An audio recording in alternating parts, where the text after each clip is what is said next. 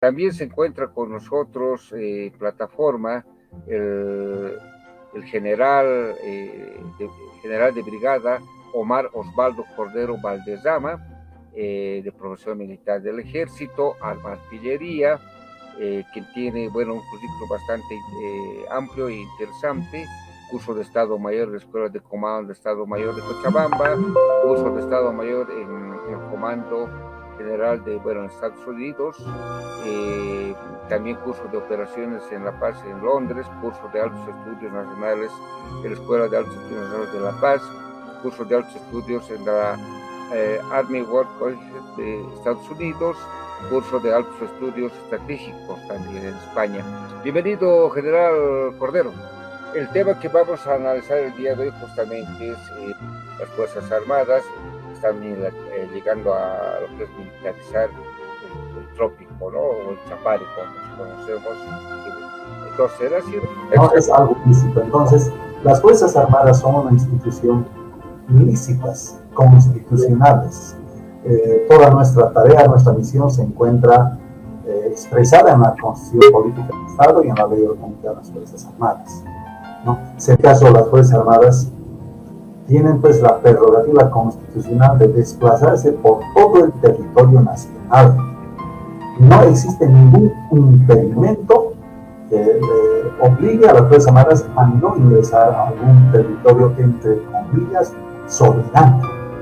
Y pueden adecuar todo su despliegue estratégico en cualquier área, en cualquier sector de Bolivia, de acuerdo a las hipótesis que manejan las Fuerzas Armadas en su prerrogativa constitucional de la seguridad interna de nuestro país, ¿no? La policía hará lo mismo en su prerrogativa constitucional de orden público y nosotros, las Fuerzas Armadas, en su prerrogativa constitucional de la seguridad interna.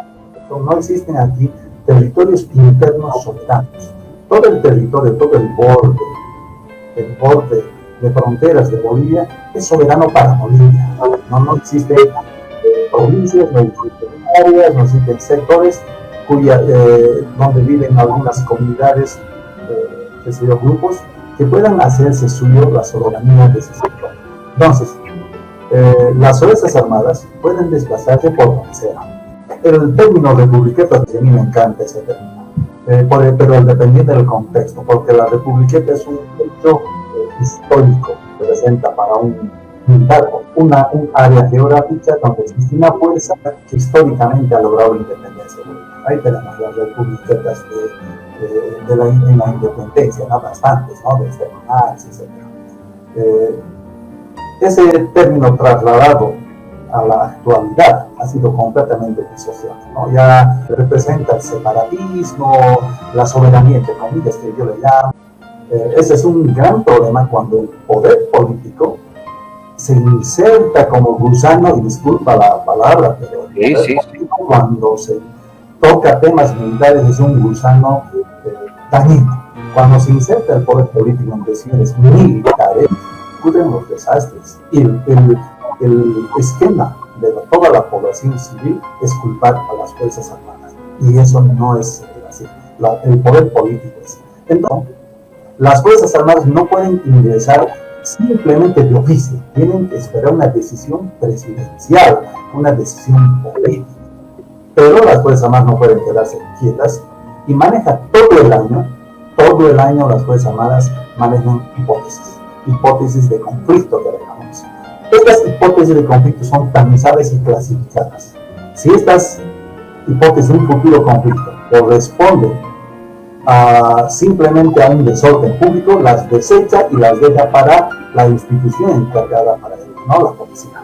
Pero si estas hipótesis van a contravenir, van a afectar a la seguridad nacional, que es la responsabilidad de las Fuerzas Armadas, como la seguridad interna, ya debe asesorar al poder político para actuar inmediatamente. Esto con seguridad las Fuerzas Armadas lo han hecho en su momento. Asesorar al presidente e indicar: este sector está creando su propio país, su propio enclave dentro de nuestro país y debemos actuar. Y ahí deja la decisión al poder político para que las Fuerzas Armadas se crezcan. Si existe algún territorio en Bolivia demasiado soberano, entre comillas, una republiqueta, entre comillas, que tú dices, el presidente debería ordenar a las Fuerzas Armadas que ingresen a realizar operaciones militares, hasta incluso ya declarar, como decía en la noticia que me mencionó, ¿no? Militarizar la zona. Y el militarizar la zona, si inviertes los términos, sería una zona militar, que es un concepto legal que está establecido en nuestros reglamentos y en nuestras leyes, que ya implica el gobierno militar, donde un militar se hace cargo de la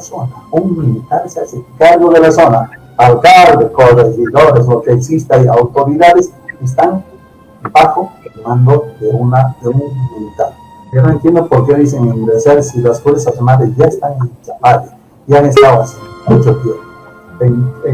En Chapare, por ejemplo, tenemos 3 regimientos nosotros adentro, en instalaciones asentadas completamente, bien consolidadas. Y aparte un batallón más tenemos de comando de servicios que todo hace la normalización. Y la noticia indicaba que desean crear una policía militar. La policía militar, señores que están escuchando, ya existe en Chapare. Ya existe el regimiento policía militar número 5, que se llama General Ildefonso Munguía, y está en mi vuelo el regimiento de policía militar. Seguramente han percibido que, y en eso le doy la razón a la anterior analista, de que las Fuerzas Armadas tenemos instrucción militar, no tenemos instrucción policial. Es decir, podemos enfrentar conflictos de gran envergadura que no requieren el uso de gases, no requieren el uso de palos, sino requieren de munición de guerra, de armas de guerra. Y tenemos la obligación de aniquilar con armas de guerra cualquier intento, y dice eso en la Constitución. Ese es el empleo del arma militar para resguardar la seguridad nacional, es constitucional. No es lo mismo decir defensa de la cultura que cultura de defensa. Eso es importante para la población, ¿no? Defensa de la cultura, la ministra de Culturas, etcétera, y las instituciones encargadas, y todos a título personal. Pero la cultura de defensa es la que no existe en nuestra población.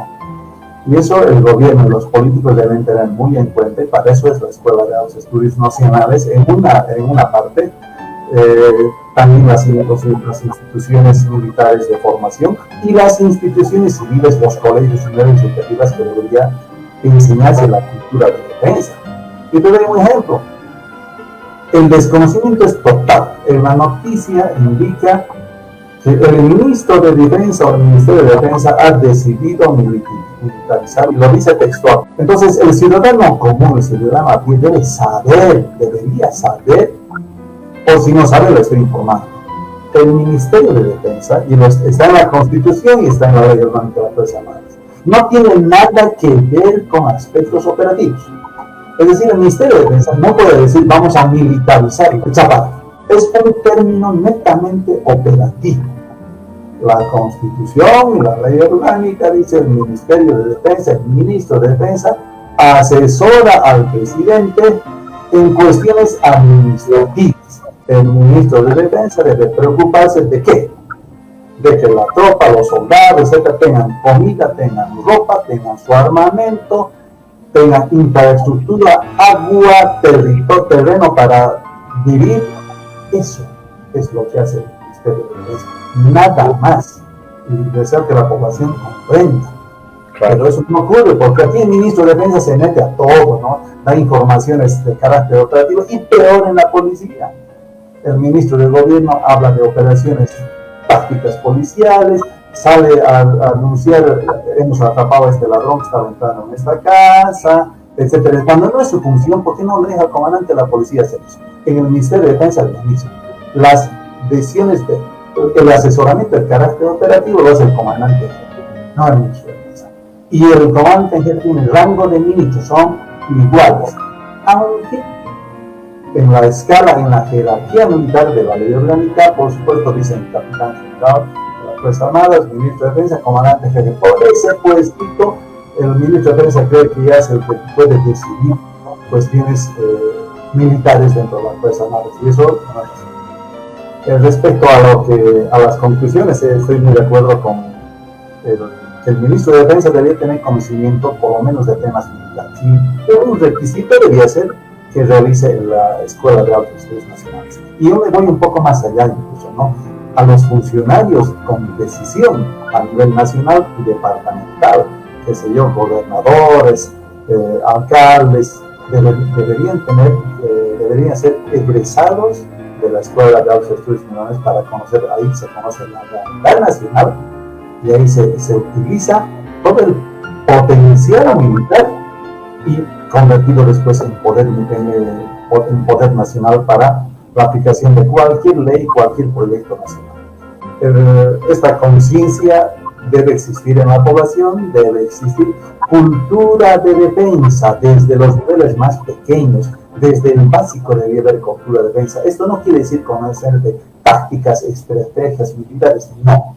La cultura de defensa en los niños está en empezar a cuidarse a sí mismo y aplicar todas las medidas de defensa para obtener la seguridad. Por eso es que se dice ahora seguridad, defensa, desarrollo. No, es defensa que produce seguridad y después viene el desarrollo. ¿No? Los políticos aparte inserten la institución militar, no se inserten como gusanos en la institución militar. Solamente apliquen la constitución política del Estado, que la institución militar sabrá qué hacer para mejorar nuestras condiciones de vida en el país. Un fuerte abrazo, general Omar Cordero. Hasta la próxima.